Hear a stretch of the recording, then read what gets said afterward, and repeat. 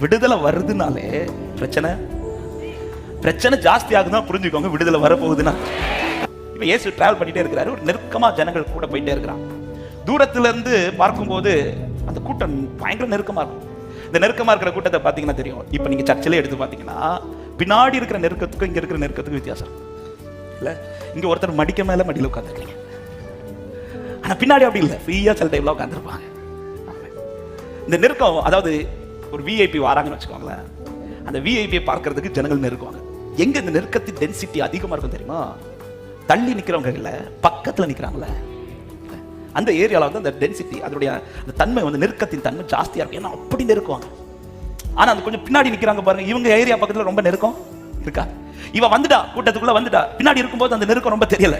ஆனா உள்ள போக போக போக போக போக போக தான் தெரியுது, அப்ப உள்ள என்ன நெருக்கம் பாருங்க. இவ்வளவு நெருக்கத்தின் நடுவிலும் அவ என்ன தீர்மானம் எடுக்கலன்னா, ஐயோ இந்த நெருக்கத்துல நான் எப்படி நெருங்கி போறது, நான் திரும்புறேன்னு சொல்லி திரும்பாம அந்த நெருக்கத்தின் தன்மையிலும் அவ இன்னும் கை வைக்க போறான். அவன் அதை நான் இப்படி சொல்ல விரும்புறேன், நெருக்கம் டென்சிட்டி அதிகமாக அதிகமாக அவளுக்கு என்ன ஃபீல் ஆக தொடங்கிட்டு தெரியுமா? நான் தொடுகிறவர் பக்கத்துல வந்துட்டார் அர்த்தம், எனக்கு விடுதலை பக்கத்துல வந்துட்டு அர்த்தம்.